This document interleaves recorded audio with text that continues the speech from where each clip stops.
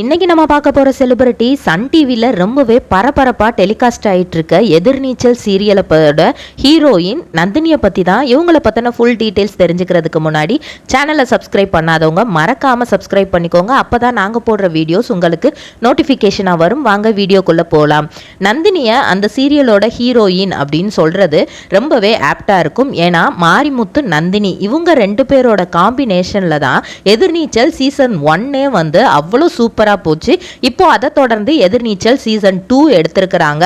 எதிர்பாராத விதமா வந்து மாரிமுத்து வந்து இறந்துடுறதுனால வந்து அந்த கதையை அடுத்து எப்படி கொண்டு போறது அப்படிங்கிற மாதிரி ஒரு குழப்பம் ஏற்பட்டு டக்குன்னு அதை முடிச்சுட்டு கொஞ்சம் பிரேக் எடுத்துட்டு இப்போ சீசன் 2 வந்து வேற ஒரு ஹீரோயினை வச்சு ஃப்ரெஷ்ஷாக ஸ்டார்ட் பண்ணியிருக்காங்க.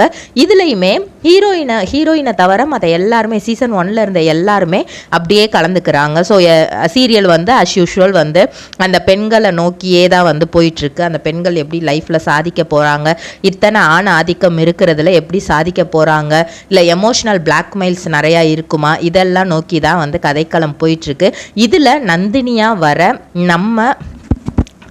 நந்தினிக்கு வந்து நம்ம எல்லாருக்குமே தெரிஞ்சவங்க தான். ஏன்னா வந்து நிறைய சீரியலில் இவங்களை நம்ம பார்த்துருப்போம். இவங்க வந்து புதுமுகம் கிடையாது. இவங்களோட உண்மையான பெயர் வந்து ஹரிப்பிரியா இசை. இவங்களோட பூர்வீகம் வந்து தஞ்சாவூர். இவங்க 1992 ஜூன் மாதம் 5 பிறந்திருக்கிறாங்க. தன்னோட அப்பா அம்மா வந்து தஞ்சாவூராக இருந்தாலும் கொஞ்ச நாள்லேயே சென்னைக்கு வந்துட்டதுனால ஃபுல் அண்ட் ஃபுல் அவங்க சென்னையில் தான் இருந்திருக்காங்க. எஸ்ஆர்வி ஸ்கூலில் தான் படிச்சிருக்காங்க. ஸ்கூல் முடித்ததுக்கப்புறம் வந்து பிஎஸ்சி சைக்காலஜி படிக்கிறாங்க. அப்புறம் டிப்ளமோ இன் விஷுவல் கம்யூனிகேஷன், இது ரெண்டும் படிக்கிறாங்க. அதோட விட்டுடுறாங்களா அப்படின்னு பார்த்தா அது கிடையாது. கிளாசிக்கல் டான்ஸில் வந்து எம்ஏ டிகிரி முடிக்கிறாங்க. அது மட்டும் இல்லாமல் யோகா டியூட்டராகவும் இருக்கிறாங்க.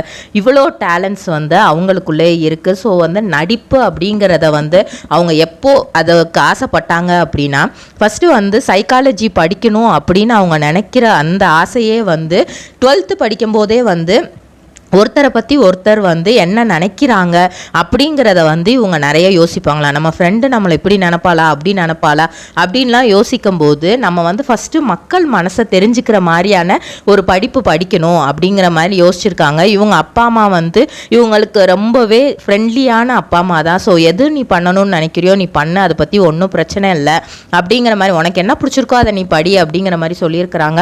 அந்த டைமில் தான் வந்து ஏன்னா பெருசாக அவங்களுக்கு அதை பற்றின நாலேஜ் அந்த எடுத்து சொல்கிறதுக்கான அந்த இதெல்லாம் இல்லை. இவங்க கரெக்டான முடிவு தான் எடுப்பாங்க அப்படிங்கிற மாதிரி தான் அவங்களும் வந்து விட்டுட்டாங்க. ஸோ சைக்காலஜி எடுத்து படிக்கிறாங்க. ஸோ நல்லா படிச்சிட்ருக்காங்க. நிறைய விஷயங்கள் ஒருத்தரை வந்து நம்ம எப்படி அனலைஸ் பண்ணணும் எல்லா விஷயங்களுமே வந்து அவங்களுக்கு தெரியுது. அதுக்கப்புறம் தான் வந்து என்ன பண்ணுறாங்க அப்படின்னா விஸ்காம் படிக்கலாம். எல்லாரும் வந்து நிறைய பேர் வந்து விஸ்காம்னு அந்த டைமில் சொன்னாங்களா. அப்படி என்ன தாண்டா இருக்குது அதில், அதையும் தான் படித்து பார்க்கலாமேன்னு சொல்லிட்டு டிப்ளமோ கோர்ஸ் வந்து அதில் பண்ணியிருக்காங்க.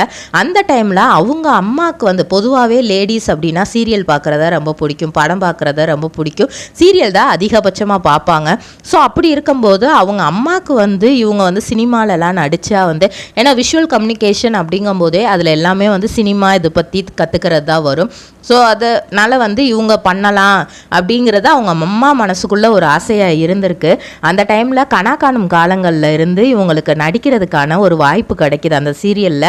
அது எப்போ இவங்களுக்கே தெரிய வருதுன்னா அவங்க அம்மாவுக்கு அப்புறம் தான் இவங்களுக்கே தெரிய வருது. அவங்க அம்மா வந்து ஏன்னா கணக்காணும் காலங்கள் அந்த டைமில் வந்து என்ன பண்ணியிருக்காங்கன்னா ஓப்பனாக ஆடிஷனுக்கு யாரெல்லாம் வரலாம் அப்படிங்கிற மாதிரி விஜய் டிவி ஒரு இது டெலிகாஸ்ட் பண்ணுறாங்க. அப்படி இது பண்ணும்போது ஆடிஷனுக்கு வந்து அவங்க அம்மா இவங்களை கூட்டிகிட்டு போகிறாங்க. அப்ளிகேஷன் போட்டு ஃபுல் அண்ட் ஃபுல் நீ இதில் பண்ணுமா பிரியா, நீ இதில் பண்ணினா கண்டிப்பாக உனக்கு ஒரு நல்ல ஸ்கோப் இருக்குது, நீ தாராளமாக இதை பண்ணலாம் அப்படின்ட்டு நிறைய அவங்களே என்கரேஜ் பண்ணுறாங்க. பொதுவாக எந்த ஒரு அப்பா அம்மாவும் வந்து சினிமாவுக்கு அப்படிங்கும்போதே நிறைய யோசிக்க தான் செய்வாங்க. ஆனால் இவங்க வந்து எந்த விதத்துலையுமே வந்து யோசிக்கவே இல்லை. அவங்க அம்மா வந்து அப்பா கிட்ட நான் பேசிக்கிறேன், அப்பாவை நான் கன்வின்ஸ் பண்ணுறேன் அப்படின்னு சொல்லிட்டு அவங்க அப்பாவையும் இவங்க தான் கன்வின்ஸ் பண்ணியிருக்காங்க. கன்வின்ஸ் பண்ணிட்டு என்ன நம்ம போய் என்ன இது பண்ண போகிறோம் அப்படின்னு சொல்லிட்டு பொதுவாக ஆடிஷனுக்கு எல்லோரும் எதோ மாதிரியெல்லாம் வந்து பெர்ஃபார்ம் பண்ணுவாங்க. இருக்காங்க. ஆனால் இவங்க போய் வந்து தைரியமான ஒரு பாரதியாரோட டைலாகை தான் ஆடிஷனில் பேசிட்டு வந்திருக்காங்க. பேசிட்டு வந்துட்டாங்கன்னா அஸ் யூஷுவல் இதுக்கப்புறம் நம்மளோடது அப்போ விஸ்காம் படிச்சுட்டு தான் இருந்தாங்கன்னா ஸோ வந்து நம்ம பாட்டுக்கு படிப்போம், அது என்ன நடக்குதோ நடக்கட்டும் அப்படின்ட்டு 2011 அந்த சீரியல் டெலிகாஸ்ட் ஆகுது. இவங்களுக்கு ஃபோன் வருது, நீங்கள் வந்து பிரியா அப்படிங்கிற ரோலில் நடிக்கணும் அப்படின்ட்டு. அந்த சீரியலில் இவங்க பயங்கர ஃபேமஸ் ஆனாங்க. ஏன்னா கனாக்காணும் காலங்கள் ஸ்கூல் டேஸில் உள்ள சீரியலே வந்து அவ்வளோ ஃபேமஸ்ஸு. அதை வச்சு தான் காலேஜ் டேஸுக்கானதை எடுத்திருப்பாங்க. அதில் அம்மாஜி பிரியா அப்படிங்கிற ரோல் வந்து இவங்க பண்ணியிருப்பாங்க. ரொம்பவே சூப்பராக பண்ணியிருப்பாங்க. ஸோ அந்த இது முடிச்சுட்டு அடுத்தடுத்து இவங்களுக்கு வாய்ப்பு தேடி வந்துச்சு. 2012 அதுக்கு அடுத்த வருஷமே வந்து ஜீ தமிழில் இருந்து மேற்கு மாம்பழத்தில் ஒரு காதல் கதை அப்படிங்கிற ஒரு சீரியலில் நடிக்கிறதுக்கான வாய்ப்பு கிடைச்சிச்சு. புது ஹீரோ தான் விக்னேஷ்குமார் அப்படிங்கிறவரோட தான் நடிக்க வாய்ப்பு கிடைக்கிது. அப்போது அவர் வந்து யாருடா ஹீரோயின், யார் தான் இருக்கும் இந்த சீரியலுக்கு நம்மளோட ஹீரோயினாக பண்ணுறதுக்கு அப்படின்னு அவர் இது பண்ணும்போது யாராக இருந்தாலுமே நம்ம கொஞ்சம் பில்டப் பண்ணலாம் அப்படின்னு சொல்லிட்டு இவர் என்ன பண்ணியிருக்கிறாரு, ஃபஸ்ட்டு நாளாக அந்த ஷூட்டிங் போகும்போதே வந்து ஹரிப்ரியா வந்து உள்ளேயே தான் வந்து இருந்திருக்கிறாங்க. ஆனால் இவர் வந்து எதிர்பார்க்கவே இல்லையா, கீழே வந்து பார்த்தா நீங்களா அப்படிங்கிற மாதிரி இவருக்கு அவ்வளோ ஒரு சந்தோஷம் ஆயிடுச்சா. இன்னும் சொல்லப்போனால் நாளடைவில் வந்து கொஞ்சம் கொஞ்சமாக இவங்க 2 பேரும் பேசி காதலிக்க ஆரம்பித்து அந்த சீரியல் நடந்துக்கிட்டு இருக்க டைம்லே 2013 செப்டம்பர் 23 அவங்களுக்கு வந்து ரொம்பவே மறக்க முடியாத நாள் அப்படின்னு அவங்க ஷேர் பண்ணியிருக்கிறாங்க. ஏன்னா 2012 நவம்பரில் வந்து அந்த சீரியல் நடிச்சிட்டு இருக்கும் போதே 2 பேரும் லவ் பண்ணியிருக்காங்க.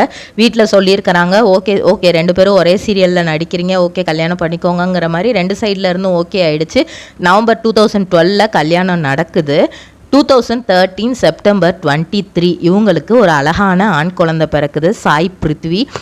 இது வந்து அவங்களுக்கு பொதுவாகவே குழந்தை பிறக்கிற நாள் எல்லாருக்குமே வந்து மறக்க முடியாத நாளாக தான் இருக்கும். ஆனால் இவங்களுக்கு வந்து முக்கியமாக அவங்க ஹஸ்பண்டுக்கு வந்து அது ரொம்ப ரொம்ப ஸ்பெஷலான டேயாக. ஃபுல் டே வந்து அன்றைக்கி ஷூட்டிங் முடிச்சுட்டு வந்துட்டு இந்த மாதிரி அவங்களோட பெயினை பார்த்துட்டு அந்த நாள் ஃபுல்லாக தூங்காமல் இருந்துட்டு கரெக்டாக குழந்தை ஆம்பளை பிள்ளை பிறந்திருக்கு அப்படின்னு சொல்லி அந்த குழந்தைய பார்த்துட்டு ஹரிப்ரியாவை பார்த்த உடனே வந்து தூங்க ஆரம்பிச்சவரான். கிட்டத்தட்ட ஒரு ஃபுல் டே வந்து எந்திரிக்கவே இல்லையா, அந்த அளவுக்கு வந்து உடம்பு டயர்டில் தூங்கினாரா. அதனால் வந்து எப்போவுமே என்னால் அந்த நாளை வந்து எனக்கு மறக்கவே முடியாது அப்படின்னு 2 பேருமே சொல்லியிருப்பாங்க. அதுக்கப்புறம் அவங்க நடித்த சீரியல் தான் வந்து லக்ஷ்மி வந்தாச்சு சீரியல், ஜீ தமிழில் தான் பண்ணாங்க. அதுலேயுமே நல்லா பண்ணியிருப்பாங்க. அதுக்கப்புறம் இஎம்ஐ தவணை முறை வாழ்க்கை அப்படிங்கிற சீரியலில் லேக்கா அப்படிங்கிற ரோல் பண்ணியிருப்பாங்க. அது முடித்ததுக்கப்புறம் விஜய் டிவியில் கல்யாணம் முதல் காதல் வரை சீரியல் 2016-17 பண்ணாங்க. அந்த சீரியல் முடிஞ்சதுக்கப்புறம் பிரியமானவள் அப்படிங்கிறதுல இசைப்பிரியா அப்படிங்கிற ரோலே பண்ணாங்க. இந்த சீரியல் வந்து ரொம்ப ரொம்ப அவங்கள வந்து தூக்கி கொடுத்தது. அந்த டைமில் வந்து ஹரிப்ரியா எந்த சீரியலில் நடித்தாலும் அந்த ரோலுக்கு அப்படியே ஆப்ட் ஆகிருக்கிறாங்க. அதுக்கப்புறம் விதி அப்படிங்கிற சீரியலில் மைத்திலி அப்படிங்கிற ரோல் பண்ணியிருக்காங்க. எல்லாமே நல்லா தான் அப்படியே வரிசையாக அவங்களுக்கு கிடைச்சத ரோல் ஃபுல்லாக பண்ணிட்டு வந்திருக்காங்க. அப்புறம் விஜய் டிவியில் ரொம்ப ஃபேமஸான சரவணன் மீனாட்சி சீரியலில் ராதிகா அப்படிங்கிற ரோல் பண்ணுறாங்க 2018. அதுக்கப்புறம் சன் டிவியிலேருந்து இவங்களுக்கு ஒரு ஆப்பர்ச்சுனிட்டி கிடைக்கிது கண்மணி அப்படிங்கிற சீரியலில் நடிக்க. ஆனால் என்ன ரோல் அப்படின்னா நெகட்டிவ் ரோல் அப்படின்னோடனே இவங்க ஃபஸ்ட்டு வந்து இல்லை அது வந்து டோட்டலாக என் கேரக்டருக்கு நீங்கள் சொல்கிறது வந்து ஆப்போசிட்டாக இருக்குது. இது வரைக்கும் நான் நடித்தது எல்லாமே சீரியல்ஸ், நான் கமிட்டான சீரியல்ஸ் எல்லாமே ஓரளவுக்கு என்னைய பிரதிபலிக்கிற ஒரு சீரியலாக இருந்தது.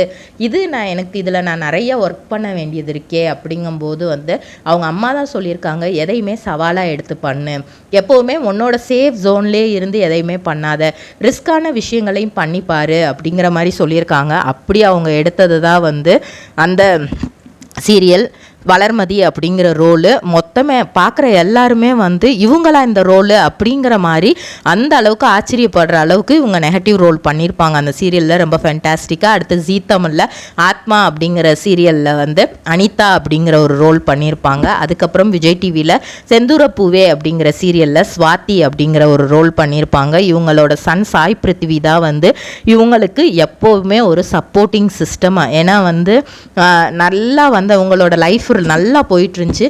திடீர்னு விக்னேஷ்குமாரோட ஒரு எதிர்பாராத விதமான ஒரு டைவர்ஸ் அப்படிங்கிற ஒரு நிகழ்வு நடந்துருச்சு. மிஸ் அண்டர்ஸ்டாண்டிங்னால ஏற்பட்டது தான் அந்த டைவர்ஸ். அதுக்கப்புறம் நான் என்னோட மகனுக்காக நான் வாழ்கிறேன் அப்படிங்கிற மாதிரி தான் இருந்தது. இவங்களோட அப்பா அம்மா இவங்களோட தம்பி ஸ்ரீஹரி கைலாஷ் அவர் வந்து நீ எதுவுமே யோசிக்காதக்கா, எதுவுமே வந்து நல்லதுக்கு தான், நம்ம பார்த்துக்கலாம், ஒன்றும் பிரச்சனை இல்லை, உனக்கு பிடிக்காத லைஃப் நீ வாழ வேண்டாம் அப்படிங்கிற மாதிரி சொல்லியிருக்கிறாங்க. ஸோ தாலாட்டு சீரியல் அவங்க சிவகாமி அப்படிங்கிற ரோல் சன் டிவியில் அந்த டைமில் பண்ணியிருந்தாங்க. அதுக்கப்புறம் வந்து சன் டிவி ஆங்கர் அசார் வந்து இவங்களுக்கு ரொம்ப ஃப்ரெண்டு. ஆனால் வந்து இவங்க 2 பேரும் லவ்வர்ஸ் அப்படிங்கிற மாதிரியான ரூமர்ஸ் நிறையா வர ஆரம்பிச்சிச்சு. அதுக்கப்புறம் இவங்க ரொம்ப நாள் அதுக்கான பதில் சொல்லாமே இருந்தாங்க. அதுக்கப்புறம் வந்து நாங்கள் 2 பேரும் ஃப்ரெண்ட்ஸ் தான், எங்களுக்குள்ளே இருக்கிறது உண்மையான நட்பு மட்டும்தான் அப்படிங்கிற ஒரு கிளாரிஃபிகேஷன் கொடுக்குறாங்க. அதுக்கப்புறம் தான் எதிர்நீச்சல் சீரியலில் வந்து அவங்க நடிக்க ஆரம்பிக்கிறாங்க. அவங்க பொதுவாக வந்து அவங்க சொல்கிறது என்ன அப்படின்னா, ரஜினி சார் டைலாக், அவங்களுக்கு ஒரு டைலாக் ரொம்ப பிடிக்குமா லைஃப்பில், லைஃபுங்கிறது சக்கரை மாதிரி, நம்மளோட லைஃப் வந்து பாசிட்டிவாகவும் போகும் நெகட்டிவாகவும் போகும், ரெண்டுமே கலந்தது தான், எப்போ எது இருக்குன்னு சொல்லவே முடியாது. ஆனால் லைஃப்பை என்ஜாய் பண்ணி வாழணும், அன்னைக்கான நாளை வாழணும், இது மட்டும்தான் என்னோட குறிக்கோள்.